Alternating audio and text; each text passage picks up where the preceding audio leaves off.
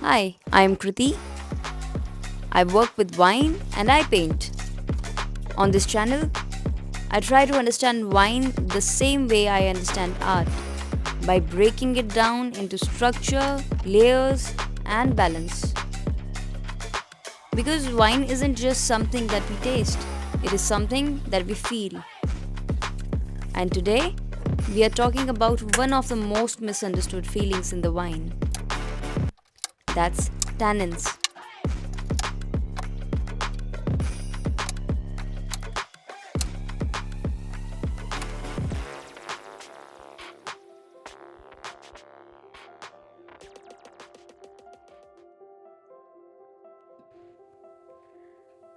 Before we talk about tannins in the wines, let's ground this into something familiar. Think about green tea. When you dip a tea bag briefly into the hot water, the tea feels refreshing, light, and delicate. But if you leave that tea bag for too long, something changes.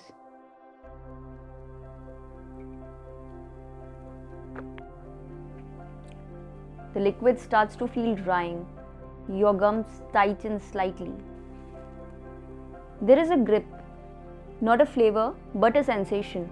So that drying, gripping sensation is called tannins. Wine tannins behave in the same way. They are not about sweetness or bitterness. They are more about structure and texture.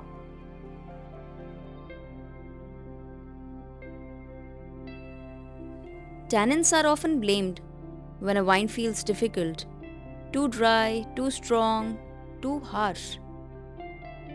But tannins are not flaws. They are one of the most structural elements in the wine. And once you understand them, red wine stops feeling aggressive and it starts feeling intentional.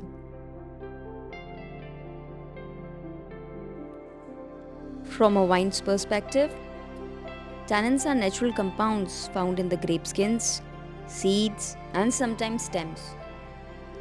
And they can also come from oak during aging. In your mouth, tannin bind with the saliva proteins. That's why they create that dryness, grip, or a tightening sensation.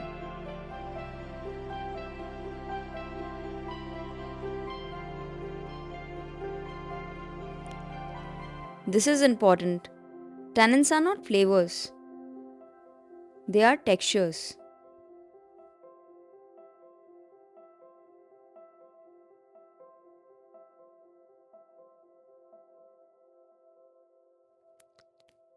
Tannins exist to give wine shape.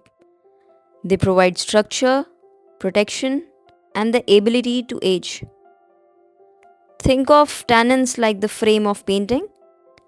You don't always notice them, but without them, nothing holds. Before we talk about front palate, mid palate, or the finish, there is one very important clarification. These terms don't describe where the wine sits in your mouth, they describe when you experience the wine. Front palate is what you sense after the first few seconds the wine enters your mouth. The initial flavors, aromas, and textures. A mid palate is what develops after a few seconds later. When a wine develops, opens up, and it expands and shows its structure. And the back of the palate or the finish is what remains after the tasting experience. So it's the final impression what the wine leaves behind. When we talk about tannins across the palate, we are talking about how wine evolves over the time, not the location, progression.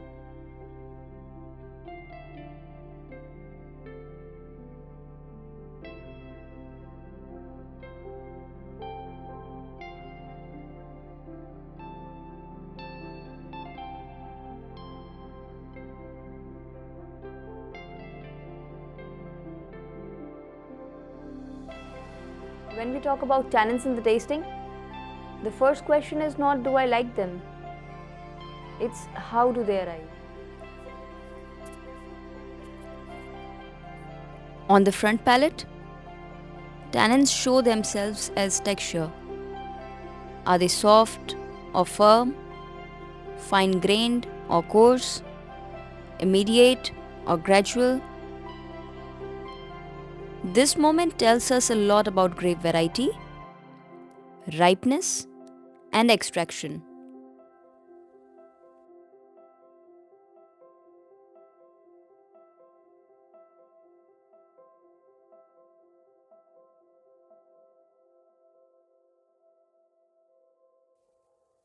The mid palate is where the tannins matter. This is where the balance is tested. In a well made wine, tannins don't dominate the fruit, they support it. Poor tannins feel drying and hollow.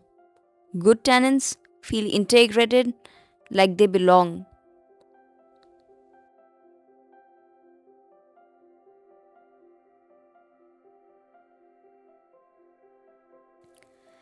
Tannin quality is always more important than the tannin quantity.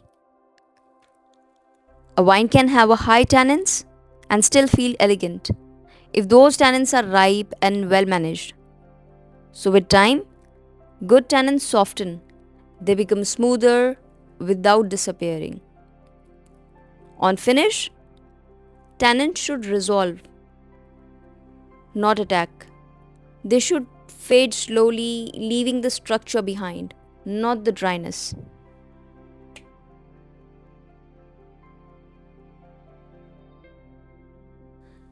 This painting works the same way tannins do. The warmth come from layers, not force. The strength comes from what's underneath, not what shouts.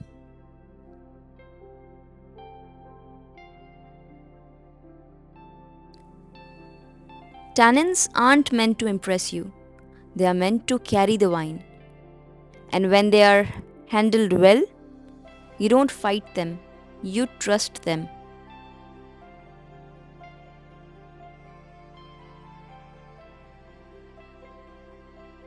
The next video, we'll talk about acidity, the element that brings lift, energy, and freshness to the wine.